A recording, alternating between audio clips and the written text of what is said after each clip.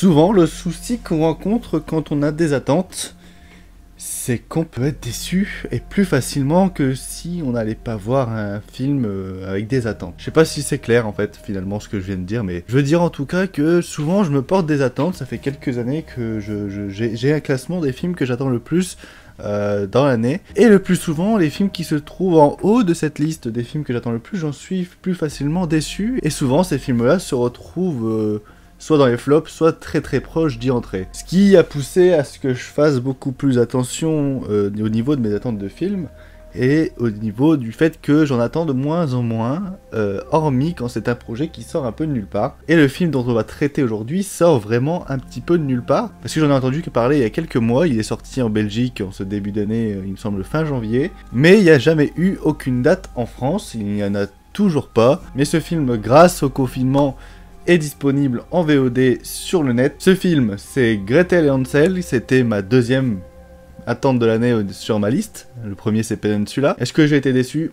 On va voir ça tout de suite. Bonjour à tous, c'est Louane et on se retrouve pour une nouvelle vidéo, une nouvelle critique. Aujourd'hui on va parler de Gretel et Hansel réalisé par Oz Perkins. Ça vous dit peut-être rien, mais c'est le fils d'Anthony Perkins aka Norman Bates dans Psychose. Voilà, vous dire un peu déjà dans quel esprit il a été élevé ce garçon. Et ça raconte l'histoire de Gretel et Hansel, mais plus Gretel, c'est pour ça que le sens a été dévié, qui sont perdus dans les bois à la recherche désespérée de nourriture et de travail, mais qui vont se voir accueillir par une vieille dame qui semble un peu bizarre, mais qui a l'air d'être bien gentille parce qu'elle propose de la nourriture et un hébergement contre du ménage et des activités ménagères de la part des deux enfants. Dit comme ça ressemble beaucoup au conte de fées original, et finalement, ça prend beaucoup de liberté. Et c'est pas plus mal parce que j'en ai marre un peu de savoir et de connaître l'histoire de Hansel et Gretel. Il y a eu 56 000 films sur cette histoire, 56 000 livres, 56 000 dessins animés, et au bout d'un moment, avoir toujours la même histoire, c'est saoulant. À vous de dire, parmi tous les films que je retiens, ou parmi toutes les œuvres que je retiens sur l'histoire de Hansel et Gretel, celui qui me plaît le plus, c'est Hansel et Gretel, chasseurs de sorcières, parce que enfin ça voulait prendre des libertés, et enfin ça faisait quelque chose qui arrivait à me divertir, et qui était plutôt sympathique. Redonnez une chance à ce film. J'ai revu très récemment, et ouais, c'est toujours un pur kiff total. Et là, Gretel et Hansel prend le pari d'être un vrai film d'horreur, dans la lignée de ce que peut faire A24, sauf que c'est pas produit par A24, c'est produit par Braun, enfin des petites sociétés de production indépendantes qui sont vraiment centrées sur le cinéma de genre ou la série B. Là c'est beaucoup plus cinéma de genre que série B, hein. On a un très bon travail, et le pari d'en faire un film d'horreur m'a foutu une grosse claque à la gueule. Déjà la claque a été déjà présente à partir du moment où j'avais vu la bande-annonce, sa construction, la musique qu'il y avait derrière, et tout cet aspect esthétique avec ces triangles très bien centrés, enfin, il y avait déjà une patte qu'on sentait dans la bande-annonce qui me donnait absolument envie d'aller voir le film. Et finalement, les attentes que j'avais eues grâce à cette bande-annonce n'ont pas été pétées à cause du film. J'ai eu exactement ce que j'attendais, et je suis vraiment ravi. Je n'ai pas eu plus, je n'ai pas eu moins, j'ai vraiment eu le strict maximum de ce que j'attendais, et j'en suis plutôt content. Alors, je vous le dis tout de suite, ce film va sûrement diviser parce qu'il y a beaucoup de choses qui ne sont pas expliquées. On a peut-être l'aspect graphique, qu'on va en parler juste après, qui passe peut-être au-dessus du scénario, au-dessus de l'univers, bien que je trouve que les deux s'égalent parfaitement, mais vu d'un œil extérieur et d'un sens non critique et non analytique, c'est vrai qu'on peut penser que le film est juste fait pour sa photographie, ce qui peut être totalement compréhensible. Après, je trouve que le scénario dégage beaucoup d'envie de bien faire, et beaucoup aussi de proposer quelque chose de différent, un univers jamais vu encore dans ce principe de conte de fées. Mais je comprendrais parfaitement que ce film divise. Je vois déjà des gens dire que c'est bien, des gens dire que c'est pas bien. Personnellement, je trouve ce film formidable. Et c'est quelque chose qui rentre dans la veine de ce que peut faire A24, mais qui essaye de changer quelques principes de réalisation de cinéma d'horreur. On va pas avoir de jumpscare pendant le film, sauf, j'appelle pas ça des jumpscares, mais voir quelqu'un qui passe devant la caméra sans vraiment de bruit particulier derrière. En plus, c'est quelque chose de pas amené, donc pour moi c'est pas un jumpscare, c'est juste un élément de peur, parce que franchement moi c'est un des films qui m'a fait peur à beaucoup d'endroits, bien que j'étais beaucoup plus concentré sur l'aspect graphique qui, c'est vrai, prend le pas sur un peu tout quand on fait pas attention et qu'on est juste plongé dans l'œuvre. D'ailleurs, je vais parler de ça tout de suite parce que sinon je vais pas arrêter de laisser des petites graines pour parler de ça, mais si je parle tout de suite de l'aspect graphique, je serai débarrassé. La photographie, la réalisation, enfin toute la mise en scène est formidable. Déjà, la première chose qu'on voit, c'est la qualité esthétique des plans. C'est magnifique, et sur ma télé 4K ça envoyait encore plus du lourd, et c'est pour ça que je regrette peut-être même de ne pas l'avoir vu au cinéma, tellement la claque esthétique est immense.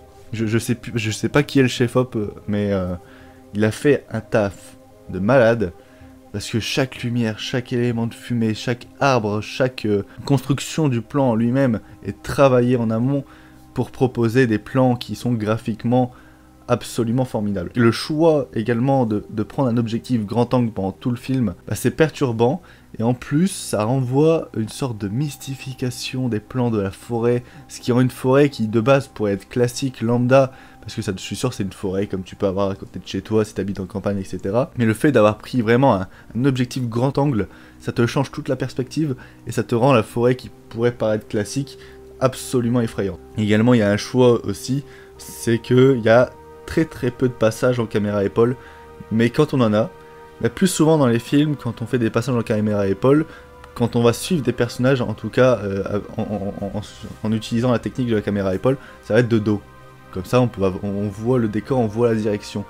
Là, pour accentuer la peur, mais également l'inconfort esthétique, il va prendre la caméra épaule et reculer en même temps que les personnages avec le grand angle, tout le décor qui change de perspective. Et le fait que déjà on filme comme ça en grand angle, etc., c'est vraiment oppressant.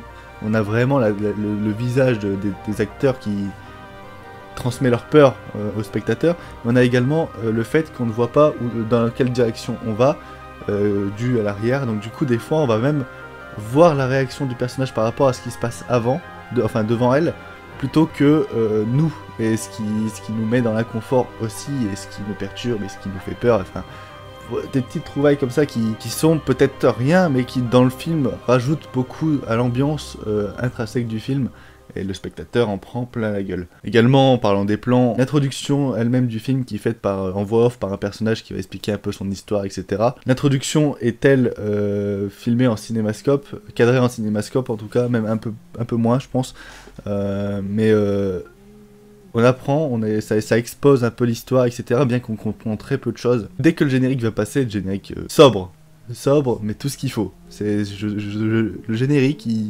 très peu de choses, le titre, quelques petits noms de réalisateurs, d'acteurs, etc., et sous une belle musique, enfin, parfait. Générique fabuleux. Et dès que c'est fini, on passe dans un format qui est beaucoup plus resserré, un format plus carré. C'est pas du 1.1, je devrais peut-être regarder, mais on est sur du 2.35, 2.1, le générique de début étant 1.78 et tout le film étant 1.55. Je trouve que cette différence de format, comme vous pouvez vous en douter, on part sur un truc de très large, très ouvert, pour ensuite diminuer pour le titre, montrer qu'on introduit un peu plus dans le film, pour ensuite être vraiment oppressé et des fois avoir la tête de l'actrice vraiment bien au centre. Et en plus c'est un grand angle qui est découpé par le format de l'image, donc c'est vraiment très particulier, ce qui rend quelque chose de vraiment flippant en fait. On va avoir la première scène vraiment horreur qui peut faire peur grâce à son ambiance, etc. C'est une scène qui se passe dans la première maison où ils vont se réfugier, Gretel et Hansel, et au fond on va voir une croix retournée. C'est juste le soin du détail, c'est même pas on le voit en premier, on analyse un peu l'image et on voit la croix retournée, et ce qui nous annonce qu'il va se passer quelque chose, et finalement il se passe quelque chose, il y a une personne un peu bizarre qui va se lever. Malheureusement c'est pas très bien expliqué ça par contre, mais ça me dérange pas trop parce que je pense que l'univers est vraiment beaucoup plus large que la simple maison avec la sorcière et Hansel et Gretel. Donc moi ça m'embête pas qu'on n'explique pas ce genre de truc de l'univers qui n'intéresse pas en fait l'histoire principale. Mais par exemple, soin du détail, il y a beaucoup de plans métaphoriques aussi. Ça va être compliqué de tous vous les dire, mais rien que le symbole du triangle avec l'œil au plein milieu, essayer de faire un rapport Illuminati, quelque chose qui est connu dans notre univers personnel, mais c'est plus dans la métaphore les Illuminati, c'est connu dans notre univers, il y a des gens qui prennent ça pour la blague, et il y a des gens qui en ont vraiment peur, sauf que c'est une peur qu'on sait impossible, et donc du coup c'est de la paranoïa, et tout comme les enfants vont peut-être être parano par rapport à la vieille qui les accueille. Ben, c'est plein de trucs comme ça qui sont réfléchis en amont et qui, dans l'esthétique du film, apportent beaucoup de métaphores. On a pareil une discussion entre la sorcière, enfin la vieille dame qui héberge Hansel et Gretel, et cette discussion, on va avoir la vieille dame qui va lui faire un peu la leçon de ce qui se passe, tout en disant subtilement qu'elle les surveille, et on va avoir Gretel qui va l'écouter tout en ayant une sorte de porte-manteau ou de porte-vêtements derrière, mais vraiment bien derrière, pour dire en fait que malgré le fait qu'elle l'écoute et qu'elle est attentive, et ben la sorcière sera toujours derrière eux pour les surveiller et pour les guetter, pour les manger peut-être. On a plein de trucs comme ça qui dans l'esthétique, dans la formation des plans, dans les cadres, dans le décor, arrive à nous faire flipper, à nous rendre parano aussi, parce que moi quand je voyais le truc derrière, j'en avais vraiment peur, je faisais mais qu'est-ce qui va se passer, il va se transformer, il va faire quelque chose, bah non, c'est juste un porte-manteau. Et tu deviens fou toi-même dans ta tête, parce que tu te demandes bah, qu'est-ce qui se passe, et le réalisateur joue très très bien sur le fait qu'on connaît le conte, pour essayer de nous perturber, de nous faire peur par rapport à la suite, sauf qu'en fait il va totalement rediriger le conte vers un autre endroit, un autre sens, et prendre des libertés. Donc du coup en fait le fait que quand on attend des trucs, quand on attend quelque chose dans le scénario, bah en fait ça n'arrivera presque pas, ou sous une autre forme. Donc c'est vraiment très très intelligent de jouer avec nos attentes comme ça. Outre la réalisation, on a aussi un duo d'acteurs mais absolument incroyable. Sophia Lillis qu'on avait vu dans ça, c'est la meuf avec ses règles partout dans la salle de bain, est fantastique. Et le réalisateur va prendre le soin de toujours la cadrer en plein centre, avoir toujours sa tête au plein centre du cadre, et que quand le peu de fois où sa tête va se décentrer, c'est vraiment qu'elle sera pu maître d'elle-même. Donc c'est vraiment très très intelligent aussi, et elle joue parfaitement bien. On la voit pratiquement tout le film en face caméra, et elle arrive à transmettre ses émotions d'une manière parfaite. Et on a la sorcière aussi, jouée par Alice Krüger, qui m'a bluffé pendant tout le film. Elle est fantastique. Cette sorcière, Alice Krüger est fantastique en cette sorcière. Elle arrive avec son visage, avec sa façon de parler, sa façon d'être toute calme, mais en même temps d'être calme dans sa parole, mais d'être énervée sur sa tête, dans ses expressions faciales. Elle est fantastique. Franchement, c'est, je pense, une de mes coup de cœur actrice de ces derniers temps, parce que je pense que elle peut faire une très très grosse carrière, même si je sais pas ce qu'elle a fait avant, elle me dit rien, mais dans ce film, elle joue dans The O.A., dans L'Apprenti Sorcier, et la majorité du temps c'est soit dans des thrillers ou soit dans des drames romances pour cucu de brun. Bah c'est con, parce que putain, moi j'aurais bien vu dans un Conjuring ou un truc du genre, tant elle joue subtilement, mais ce qu'elle te renvoie à travers son jeu te fait chier dessus. Moi personnellement, il y a les faces caméra sur elle, il y a le maquillage qui prime, mais même son ton de voix, etc. Enfin, franchement, elle est parfaite dans ce rôle. Le seul qui est un petit peu en dessous, mais c'est excusable, c'est Hansel, qui est joué par l'enfant Samuel Licky, qui est un peu en dessous de ces deux piliers, mais c'est un enfant, c'est facilement excusable. Et même son personnage passe un peu à la trappe, parce que c'est vraiment sur Gretel qu'on va se concentrer. C'est un film d'ailleurs un peu féministe, et c'est très subtil, donc personnellement moi ça me va. C'est très subtil et en même temps c'est totalement compréhensible. Donc bravo Sperkins, parce qu'en plus c'est un homme qui a fait ça, et je trouve que le message féministe qu'il y a derrière, comme quoi tu dois t'émanciper et éviter d'être guidé, même que ce soit par les hommes, par les femmes, enfin, vis ta propre liberté et enlève-toi de tes chaînes. Enfin, c'est quelque chose de fantastique. Voilà, je sais pas quoi dire de plus sur Gretel Hansel. Enfin, j'ai trouvé ça fabuleux. C'est un de mes films préférés de cette année 2020. Mais après, je comprendrais que le film ne vous plaise pas. C'est quelque chose d'assez particulier. Mais c'est dans la veine, je dirais, d'un Hérédité, de peut-être Midsommar, c'est dans la même veine, même ambiance. Pas un film d'horreur qui a des jumpscares et qui va vous faire sursauter, mais c'est un film d'horreur qui, dans son ambiance, peut vous faire frissonner et fonctionne très très bien. Et c'est du bon fantastique aussi. Enfin, on retrouve vraiment un univers assez particulier, très malaisant, très cringe, Et ça va parler de beaucoup de choses.